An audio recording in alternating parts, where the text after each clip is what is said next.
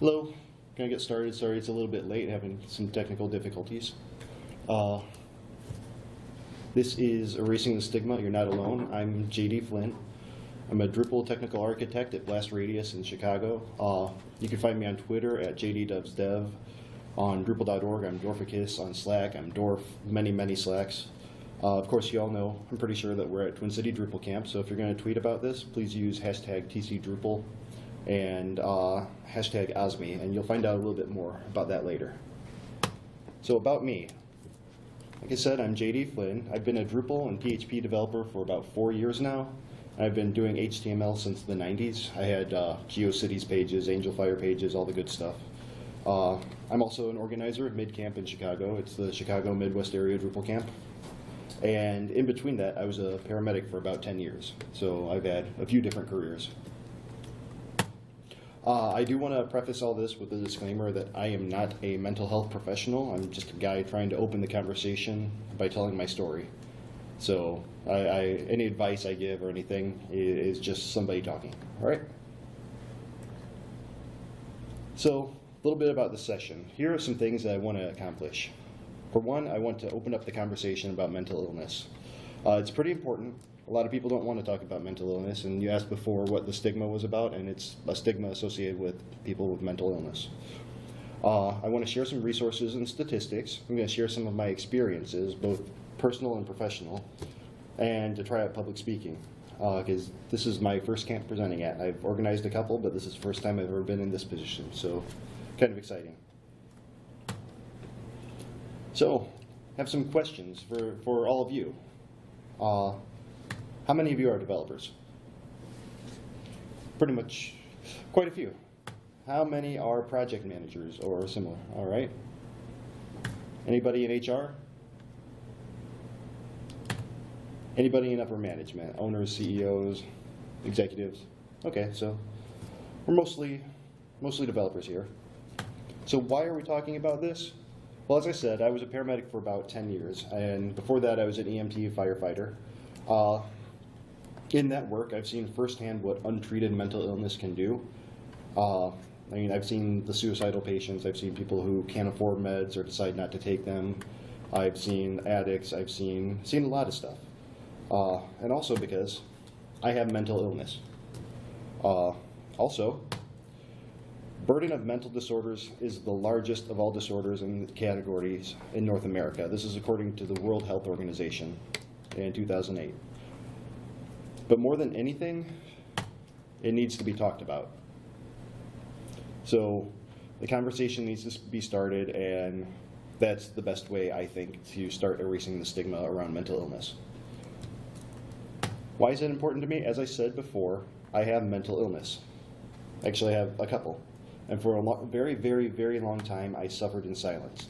I was afraid that admitting I had an illness would make it real. I don't know if anybody else is like this, to where they go to a doctor, or they avoid going to a doctor for so long, even though you have a sore throat or you have something going on. But the second you go to a doctor and they take your blood pressure and you find out your blood pressure is a little bit elevated, now you've got that, and suddenly your perfect health is out the window.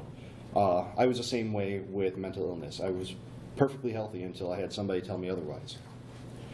Also, when I tell people, sometimes they treat me differently once they find out that I have mental illness. Sometimes they walk away, sometimes they back away, sometimes they start treating me delicately. They treat me like they're walking on eggshells around me. But I remind people, and I remind myself more than anything, that I'm not defective. I have a disease. All right? It's not a personality quirk. It's definitely an illness. So, time to get uncomfortably personal. I have a couple different things, as I said. For one, I've got major depression, and that's defined as a depressed mood most of the day, particularly in the morning, and a loss of interest in normal activities and relationships. And a defining characteristic is that the symptoms are present every day for at least 2 weeks. That's according to WebMD, which is according to Mayo Clinic, and I'm sure you can go on down the line. I also have anxiety disorder. It's a mental health disorder characterized by feelings of worry, anxiety, or fear strong enough to interfere with one's daily activities, also according to the Mayo Clinic. Also, those two are pretty common. The one not quite as common is PTSD, which is characterized by failure to recover after experiencing or witnessing a terrifying event. Now, a psychologist that I spoke to kind of made a nice metaphor for me to help me understand this a little bit better. And that is, I mean, we're all pretty technically minded here. Consider your brain as a computer. That shouldn't be too far-fetched. You've got your long-term memory and your short-term memory. Think of the long-term memory as the hard drive in the computer. It stores everything for a long time, takes a little bit longer to get things back and forth. But your short-term memory is the RAM. Really quickly accessed, really easy to get things in and out, and it's really fast and it's right there. Now, PTSD is when an event or events get stuck kind of in that RAM area and they just keep popping back out right into the now. So people with it kind of tend to relive events that are stuck in there. So that made a lot of sense to me when it was explained to me. Now, what changed? The biggest thing that changed is I finally accepted something was wrong. For a lot of people, this is the hardest part. We tend to be in denial. We tend to not want to admit that anything's wrong with us. And so after I accepted something was wrong, I got treatment. That treatment involves quite a few things. It's not one thing or the other. I take medication. I am a firm believer in better living through chemistry, so I take an antidepressant every morning that also helps with my anxiety. I see a therapist, find somebody to talk to. That helps out tremendously. I found creative outlets. This is probably the nerdiest thing you'll hear all day, but I play French horn in a community band. And I think that's a great outlet, playing music just once a week for a couple hours. I go out, play some marches, classical music, and I really enjoy it. It's just a way to kind of get my mind off of things. I'm also pretty active in my community as, well, a mid-camp organizer, active in the Drupal community, also as a just an instructor to people in my hometown. I try to teach as many web development classes or HTML, just basic stuff, to give back in a way. I also try to start the conversation, which is why I'm doing this. I want to start the conversation about mental illness. I find that it's something nobody really wants to talk to. I'm not shy about talking about it. I don't try to hide the fact. I mean, people don't necessarily need to know details of why I have it, why I have the PTSD, but I'm not afraid to mention it in social situations. And another hard thing for me to come to terms with, that if other people are uncomfortable about it, it's their problem. Nothing wrong with me. I have a disease. What was life like before I sought treatment? I could say that in one single word: difficult. Like I said with the doctor, I was afraid to see a doctor because that would mean that there was something wrong with my health if they told me. I was afraid to see a therapist because that would make it more than just a quirk. It would make it real. It would give me an actual disorder. So I didn't want to admit that to myself. Along with that came some deep, deep valleys. And when I would get into one of those funks, I would kind of feel very, very useless. I'd be unable to function, almost unable to get out of bed. And I didn't want to do anything. I felt like I would mess up everything I touch. I just really down on myself. Any small losses would overshadow huge wins. I could get a new job with a huge raise, but spill my coffee on the way to work, and all of a sudden my day's ruined. Everything's horrible. Along with that came a complete inability to focus. And this, for me, was the hardest part, because I wouldn't be able to focus, and that meant my productivity would go out the window. And so I'd start getting worried that I'd lose my job because I wasn't having a good output, and that would add on to my depression, worrying about losing my job, and it's just a vicious, vicious cycle. And I spent a lot of time trying to figure out what was wrong with me. I was afraid. Part of the anxiety is a crippling fear of everyday things. So anxiety, for people with anxiety disorder, have you ever heard the term lizard brain? It's that little part of your brain that has the four basic responses: fight, flight, feed, or breed. One of those four things are going to happen, and mine was always in the fight or flight, usually the flight mode, no matter what the event was. And there were a couple times when more than a couple, there were a lot of times I would cancel plans, and it put a lot of strain on my relationships. I would also have a really hard time in social situations. It was very paralyzing. And that led me to feeling alone. I was alone by my own fault because I would cancel my plans, but I'd also feel alone in crowded spaces. Just because I would kind of separate myself. I'd find a way to be on my own. I'd also have feelings like people were always looking at me for any flaws. Do I have a booger hanging out of my mouth, or out of my nose? Or is there something green in my teeth? What's going on? For example, specifically, I commute from my home in Indiana to Chicago, and I take a train.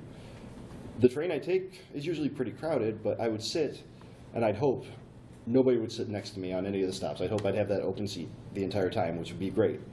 But then when nobody would sit next to me, I'd wonder what's wrong with me. Why isn't anybody sitting next to me? Do I smell funny? What the heck is going on? So I would force myself to feel alone. I'd also be misunderstood. People thought that I was angry when I was terrified. I'm sure. There's the face, or the name resting bitch face. I hate the term, but I was uncomfortable, so I wouldn't be smiling, and people would immediately think that I was angry or not in a good mood. For example, I was in a wedding last year, and it was a big deal for me. It was a friend that I had known for 30 years, and I'm 34. So we'd known each other for a long time. And I was minding my own business. I was just fine, but sitting at the head table in front of everybody, I was just kind of quiet, sitting there, and his brother came up to me, "Hey, you look like you're going to kill somebody. Why don't you smile?" And for somebody with anxiety, depression, that's a horrible thing to hear. The last thing you want to hear is that you look dangerous. But I got treatment, and things are a lot better now. So the ways it's affected me, for one, my valleys aren't as deep. Not to say they aren't around or that I don't have deep valleys, but they are much, much less frequent than before. And it's a relief to not have to worry so much about whether or not I'm going to function like a human. I'm not ashamed of who I am. Before, I wanted to hide in shame because of who I am and my conditions and the way that I felt. But after getting treatment, I've realized now that it's part of me. It's part of who I am. My anxiety has gone down. It still comes up occasionally. But since going on medication and starting to talk to a therapist, I've been much more comfortable in social situations. I'm here. I'm talking in front of people I don't know. That speaks volumes. I'm still pretty introverted. That at the parties you'll probably see me standing alone, uncomfortably, awkwardly in social situations until after the drinks start flowing, and then I'm the life. I don't have nearly as many anxiety attacks or times when I'm unreasonably afraid of doing normal things. And that's also huge to me because now my lizard brain isn't as in control as it once was. And I love it. I no longer sit in my car wondering if I'm going to have the courage to make it into work or go into a store, or the things where normal people would think that the way they would react if a bear were coming after them is the way that I would react to normal situations. I've also realized that I'm not alone. One of the hardest things, again, is admitting that there's something wrong and getting help for it. And since I got diagnosed and since I erased the stigma from my own mind, I realized I'm not alone. There are a lot of people out there. I realized I was afraid because of the way that people viewed me, because of the associated stigma with mental illness. And I don't feel that way anymore because of organizations like OSME. And I'm going to talk about OSME in a little bit. Has anybody here heard of them? Okay. It's a great, great organization. So I've been talking quite a bit about mental illness and how it's affected me, but what exactly is it? It's a wide range of mental health conditions or disorders that affect your mood, thinking, and behavior, including depression, anxiety, schizophrenia, eating disorders, and addictive behaviors. And in the tech community, there was a severe lack of research. There was a lot of research done in the general populace. People were studying altogether, but there was only suspicion that there was higher incidence of mental illness in the tech community. a lot of anecdotal evidence. There were sites like devpression.com, there was word of mouth, just people asking questions. But we don't have to rely on the speculation anymore. OSME, Open Sourcing Mental Illness, did a survey, actually two of them, one in 2014, one in 2016, and asked quite a few questions. In the 2016, we got approximately 1,500 responses. It was made available to several different communities around the country. They are all US residents that responded, non-self-employed, and everything is self-reported. So we didn't ask for evidence. If somebody said that they have a mental illness, we're taking that at their word. The question, would you bring up a health issue with a potential employer at an interview? Make sure the image is coming. Okay. 24% said yes for physical. For mental, only 7% said yes. And not that you need to bring up an issue, it's just would you? Would you say, hey, by the way, I've got, paralyzed from the waist down versus, hey, I've got bipolar disorder. Only 7% would say yes. But the big number to me is that no, 68 to 36. Says a lot. Another question, and this isn't regarding insurance, this is just additional resources. Does your employer provide resources to learn more about mental health issues and how to seek help? It's pretty evenly split, but only 30% say yes. The other don't know or no.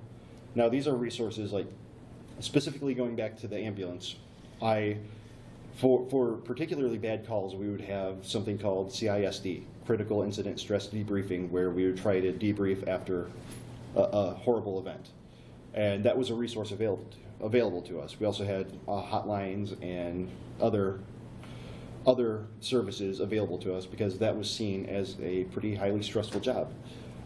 Development from the outside world isn't seen as a highly stressful job, so not many employers are putting out these resources or making them well known. Do you feel that being identified as a person with a mental health issue would hurt your career?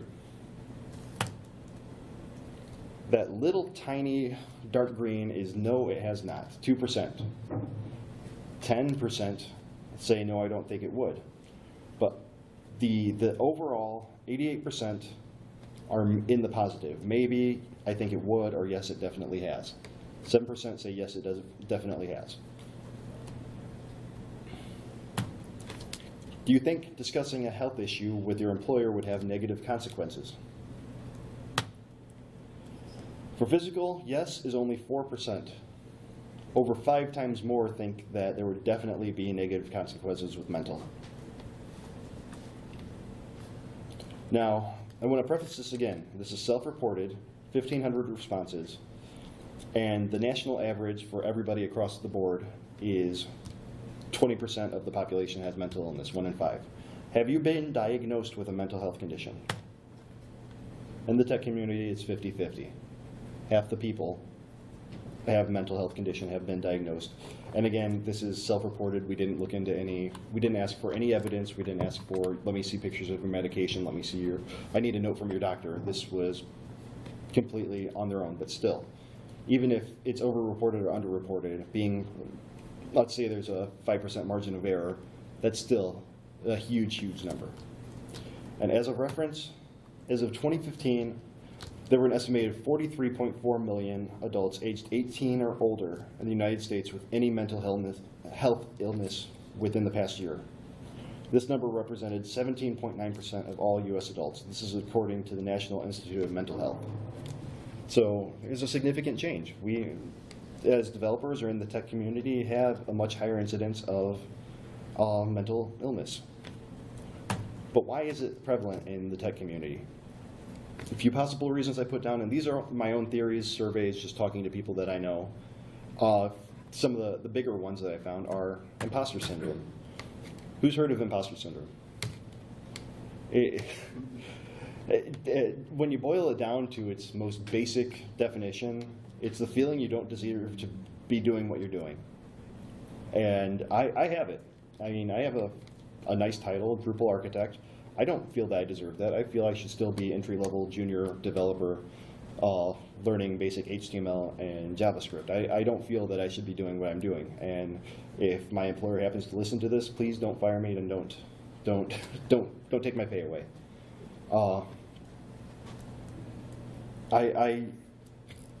I have a hard time taking compliments. I have a hard time accepting that I deserve what I am. And it's very, very difficult for me. And I've talked to other people, several people. I'm on a very, very large Slack community with about 11,000 members, all in development.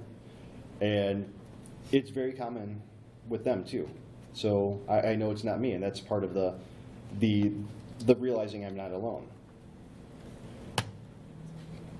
We're often isolated. A lot of times we're put on projects by ourselves. We have to work remotely, which some people choose. And if you can work remotely, awesome. Congratulations. I envy you. And a lot of times we have little interaction with coworkers. Developers that I've dealt with also seem to be a certain kind of people. We think differently. There's a reason we're in development. We like the analytical stuff. We like programming. Our minds work a little bit differently than others.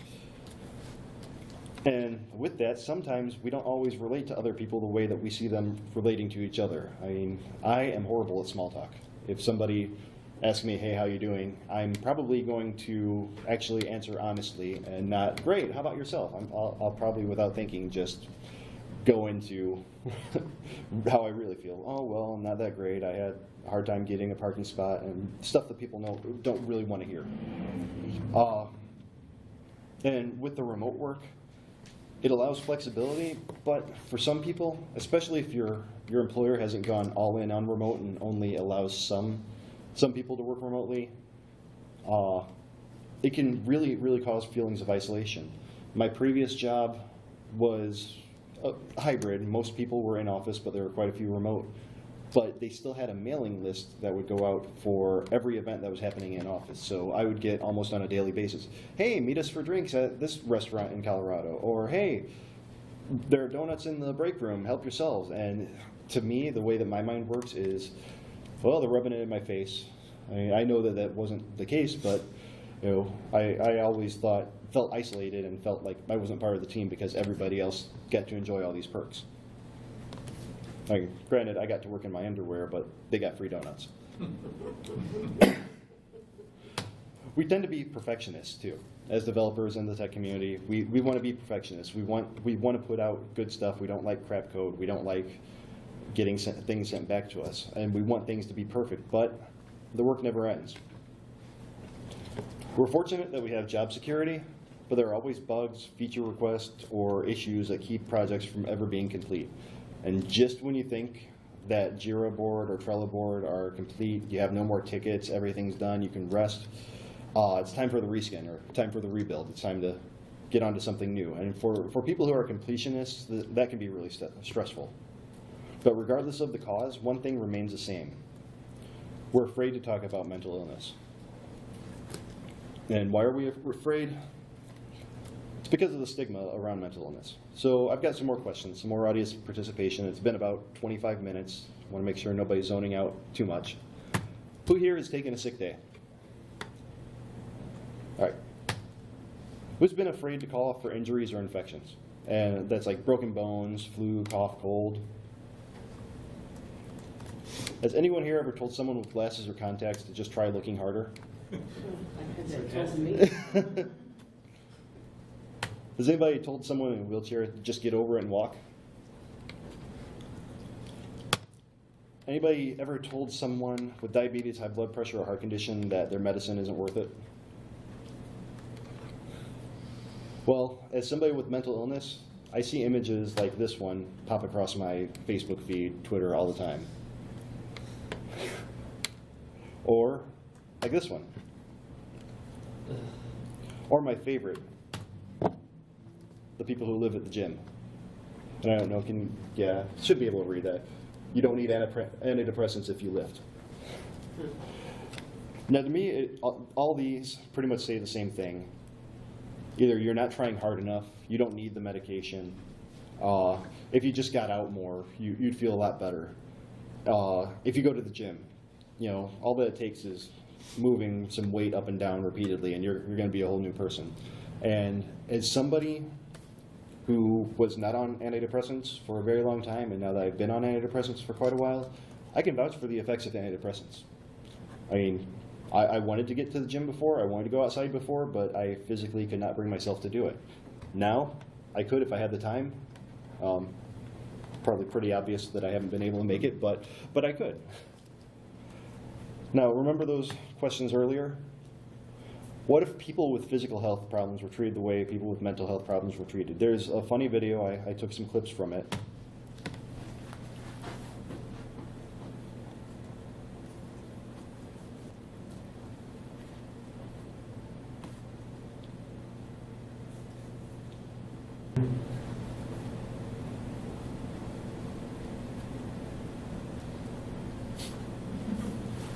If you want to see this, and I'll have a link to the slides at the end, but if you want to see that video, it's at this YouTube link. It's a whole 5-minute video of them. I had a hard time whittling it down to those 3.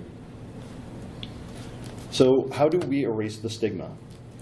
Well, the biggest thing is we need to be stronger than fear.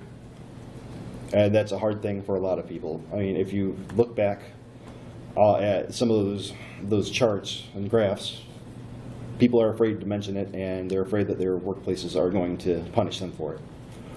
But one way is to start the conversation. I mean, by coming to this session, I appreciate you all coming to this. I'm starting the conversation. Hopefully, any of you might go out of here and say, hey, learned something today. And by the way, other way to help is by listening. And as somebody with mental illness, if someone trusts you enough to talk about their mental health, listen. You don't have to say anything back, just listen. That's a huge thing for somebody with mental illness. You can also let people know that they matter. Hearing an affirmation can be an amazing thing, or it can calm down quite a few situations. From my days on the ambulance, like I said, I took a lot of combative people, a lot of suicidal people, just people in the worst times of their life. And oftentimes, the worst off by just listening to them, talking to them, saying we're going to get you the best care we possibly can. It calmed them down tremendously, more than any Valium or anything that I had at my disposal could have. I mean, I had the ability to what we called snow people and knock them out, or I could talk them down and keep them functioning. And usually letting them know that they mattered was huge. Don't be ashamed. If you have a mental illness, remember you're not damaged, you have a disease. Also, try to be respectful. You can't always tell who has a disability, so try to be respectful of what you say or how you portray diseases. And if you do feel that you have a disease, please get treatment. Trust me, it works. That's all good for personal relationships, but what about the workplace? This is where people really, really get weirded out, get scared. And hopefully this is going to work. Remember when we talked about it way back at this one? I mean, only 4% are worried that they get negative for physical, but 23% for mental. Well, we're afraid in the workplace that being honest will have negative consequences. And for a lot of us, this means suffering in silence. I'm sorry, but my mouth is getting extremely dry, so I need to take a drink. So for me, this was huge. And yeah, my previous job, and the reason that it's not my previous job, I was getting treatment, I was taking my meds, but I would still have the occasional deep valleys that I mentioned before. And I was in the middle of a project, had a deadline looming, and I had a lot of stuff, just a perfect storm of deadlines, behind, not able to get work, not able to get answers from the client, which I know is completely unusual. Clients are always extremely quick to respond. And I just was unable to function. So I could have gone one of two ways. I could have lied on my timesheet and said that I was working, or I could have been honest and go to my boss and say I need some time off because I literally cannot function right now. And I chose the latter of the two. And in doing so, I admitted, hey, I have depression, I have anxiety, I have PTSD, and occasionally I have difficult functioning. I really just need a couple days to reset. And she said, go ahead, I understand. Come back. That was on a Tuesday. I took Wednesday and Thursday off. Friday, she had a check-in with me, a phone call. And I said, thank you. Things are much better. I really appreciate the time that you gave me. Okay, great. Hung up the phone with her. 2 minutes later, I got a phone call from the HR department. Now, who here deals with HR on a daily basis? Yeah, exactly. So who here deals with their supervisors on a daily basis? Yeah. So it took a lot of courage to talk to somebody that I dealt with on a daily basis, and then to have to talk to somebody that I didn't know. I mean, I met when I got hired, and then nothing from then. So having to have that conversation was very stressful. The following week, on Monday, get another call from my boss, who had now decided that everything was going to start getting a paper trail. It was going to, and up to this point, this was 18 months into my working there. I had not had a single disciplinary issue. I had not had a single complaint. I'm not trying to boast myself, but I was a pretty good employee. I did all my work on time, finished before deadlines. But immediately following disclosing mental illness, I started getting a paper trail. I started getting complaints. I started getting a lot of things happening that were frightening to me. And of course, that goes back to the job insecurity, making me wonder if I've become more of a liability than an asset to this company. And that kind of got me looking for a new position, and I found one, fortunately. We're also afraid of what coworkers will change their opinion of us. And if it gets out, being the only remote worker and a team of where the rest were in office, it was kind of difficult for me to rationalize or to keep telling myself that they're not all talking about me. They're not all making fun of me behind my back because, oh, JD just said that he has depression. We need to treat him differently. We need to, be on the lookout when he comes into town. And that's because sometimes some of our minds go straight to the worst case scenario. I tend to have kind of a binary mind. Things are either really great or really horrible. And that goes with what I said before, victories being overshadowed by small defeats. I had, at that previous job, I had a 90-day probation. And on day 89, I got an email from a different boss saying we need to talk. So immediately, it's not, oh, he just wants to say hello. It's great. Probation isn't quite up yet. He's going to tell me that I didn't make the cut. And it ended up being a check-in, how are things going? And most recently, I had my password was incorrect on my email, on my work email, on my phone when I didn't change anything on it. And it ended up being a server issue, but of course it's, well, I'm going to get to work today and all my stuff is going to be packed up in a nice little box. That obviously wasn't the case. We're also afraid that we might get sent to the HR department. It took a lot of courage to tell my bosses about my illness, only to get sent to the HR department. Again, it was people that I dealt with every day to talking to somebody who might as well have been a complete stranger. Now, why should a workplace care? Because ignorance kills productivity, and reduced productivity kills the bottom line. And this goes both ways. Before treatment, I would have stretches where I didn't accomplish anything, and I was ignorant that something was wrong with me. So that was killing productivity on my fault. That would lead to anxiety about not getting anything done, which led to the job insecurity, and management didn't know how to handle it because they went straight to HR, and HR didn't want to hear about it. She literally told me, well, you didn't have to tell, or you would have been better off not saying that you have depression. You would have been better off just saying you have a disability and letting us go from there. So I say that we should fight ignorance with information. And during my exit interview, I was sure to mention OSME, and I mentioned that, as many difficulties as I have, that is not the correct answer. You shouldn't tell me that you just don't care what I have, just that I have something. There are much better ways to deal with it. So after I got off the phone with her, I sent her an email with resources, the OSME handbooks, and I'm not trying to sell anything. But if you want to go there, 3 handbooks. It's one for HR professionals, one for management, and one for employees. Basically, ADA, compliance, and just how to specifically help people in the mental illness silo. They're DRM free. I think it's $9.99 for all 3 of them. And almost all the money, aside from what goes to Lean Pub, I think it's $1.50 of it goes to Lean Pub. The rest goes straight to OSME. And we're fortunate, though, because we have the tech community. Tech community is our greatest resource, especially the Drupal community. We have events like this where we actually get to go face-to-face with the other people.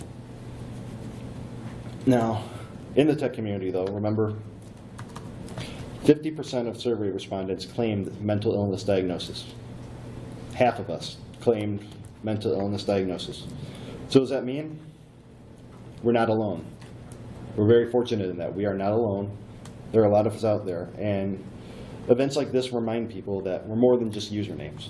We can see people face to face. We can see, we all know our Drupal.org handles. We all know our Slack names. All know our IRC names for those of us who still use IRC. But we're more than that. We can actually put a face to the name now because we are real people. And for those of us with mental illness, we're not damaged. And with a little work together, we can erase the stigma. I have a couple of resources if anybody wants them. OSMEhelp.org, that's OSME, Open Sourcing Mental Illness. Great organization, they've helped me out a ton. If people are looking for a therapist, 1-800-THERAPIST, it's like 1-800-DENTIST for therapists. National Association on Mental Illness, 1-800-950-NAMI. And then if you're in crisis, please call the Suicide Lifeline or 911, preferably the latter. And there are some things that I want to give. OSME has been huge in this. Like, I wouldn't be here without a talk that Ed Finkler did. So Ed Finkler is amazing. If anybody's ever seen one of his talks, probably noticed a lot of parallels because he literally told me, take my slides and do my talk. And I couldn't do that, but I used it a lot for inspiration. I mean, it would have been odd saying, hi, my name's Ed, but I took a lot of inspiration from it. TC Drupal for giving me this opportunity. And if anybody wants to see these slides, they're available at slides.dorfs.website/mentalhealth. And if you want to give feedback, there's a joined in link or a QR code, which will also be on the website. I guess, does anybody have any questions? Go back to that last slide and grab on a couple of your... Okay.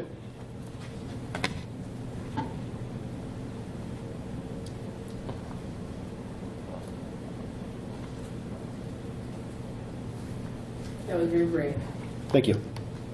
Can I ask a question? Absolutely. So a lot of companies are shifting resources into automation, Mm-hmm. right?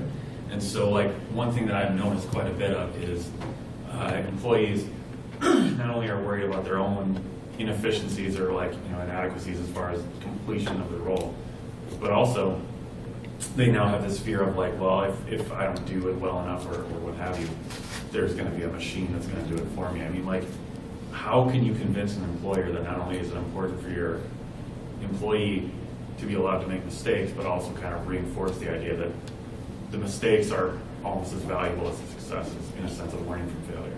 I think trying to word it into a teachable moment as opposed to, I mean, even the guy who broke AWS got to keep his job.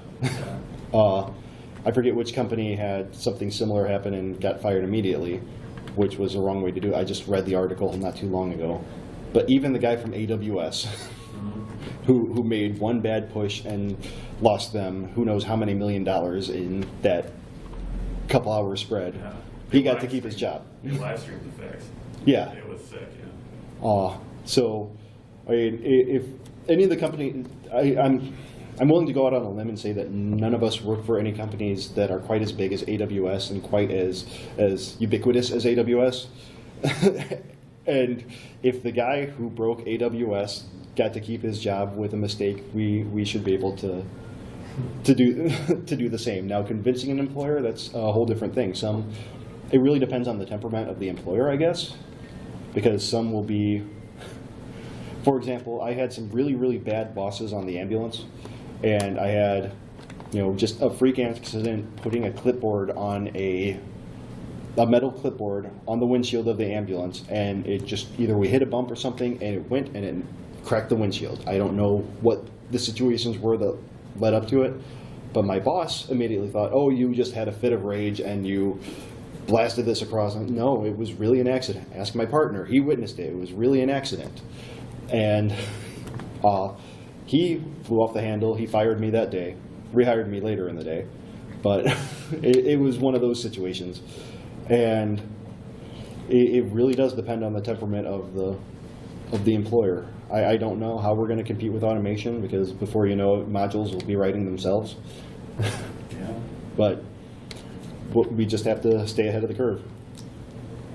I think sometimes your scenario would work better if more companies had the opinion that HR was not for the company, but that HR was for the employees. Yeah. And I've worked at companies where HR is definitely for the company. Yeah. Oh, yeah. And that's incredibly difficult to work under because they're just sort of these impersonal drones. They're awful. And that's a very, very difficult thing.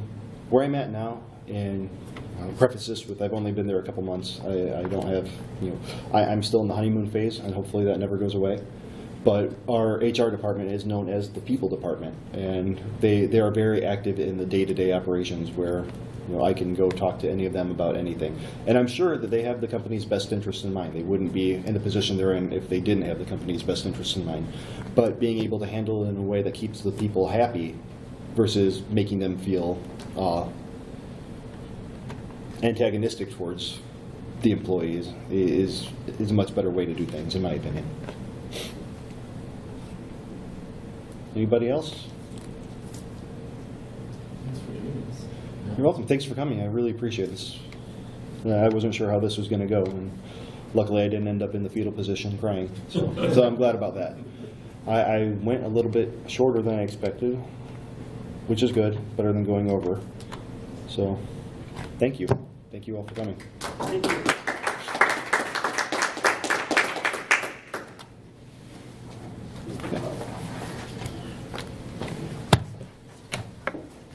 So you're out of Chicago. Yep.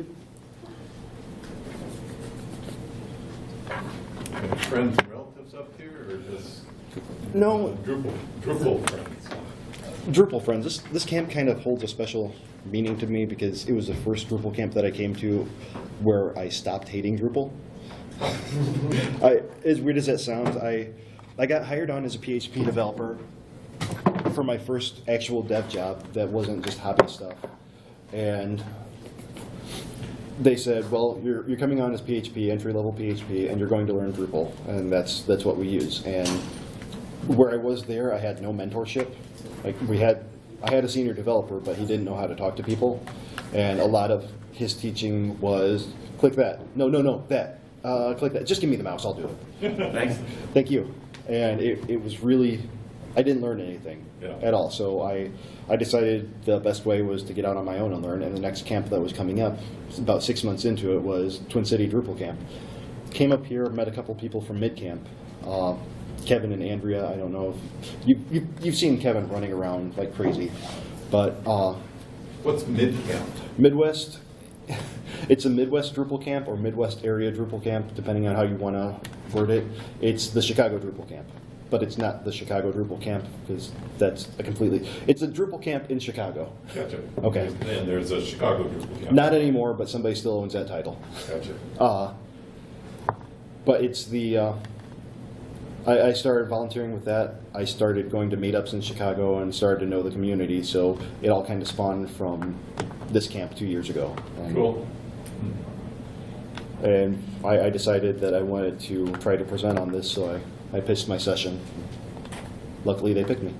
Cool.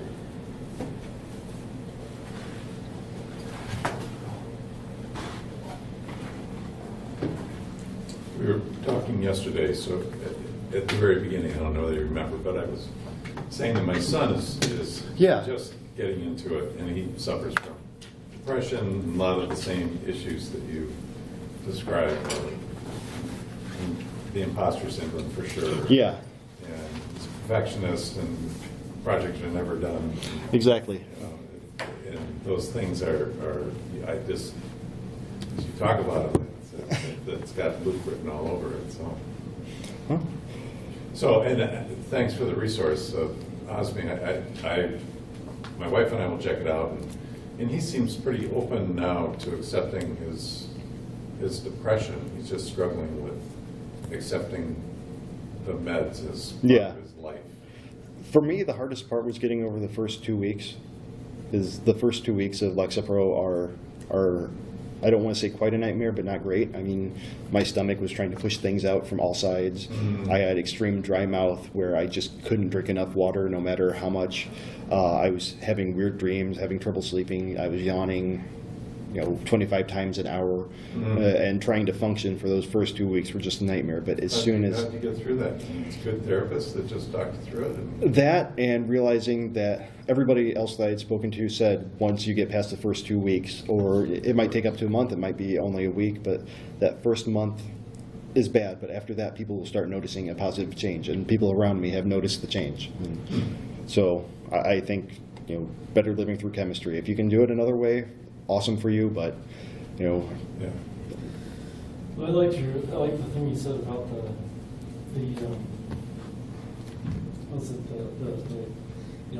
talking to people with glasses, because I have attention deficit disorder, and I've been taking Ritalin for since 5th grade, and it was a miracle to be able to finally decide for myself what I wanted to focus on.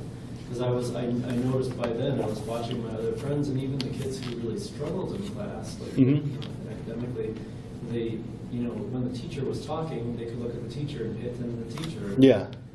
Somebody dropped a pencil, or I was just always wherever, and then it was in my head too.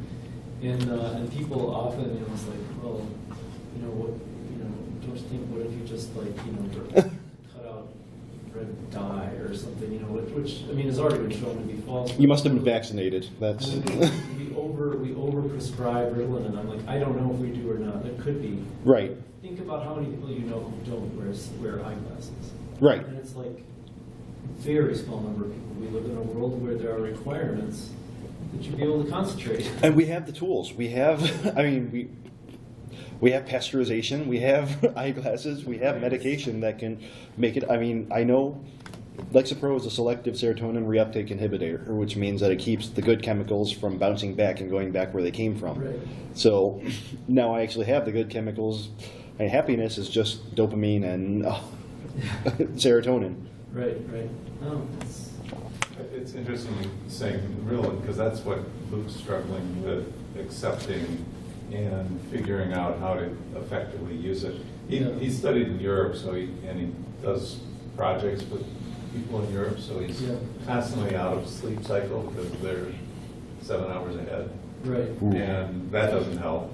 But the Ritalin he just hasn't figured out how to adjust it. He's working with his psychiatrist, but it's just.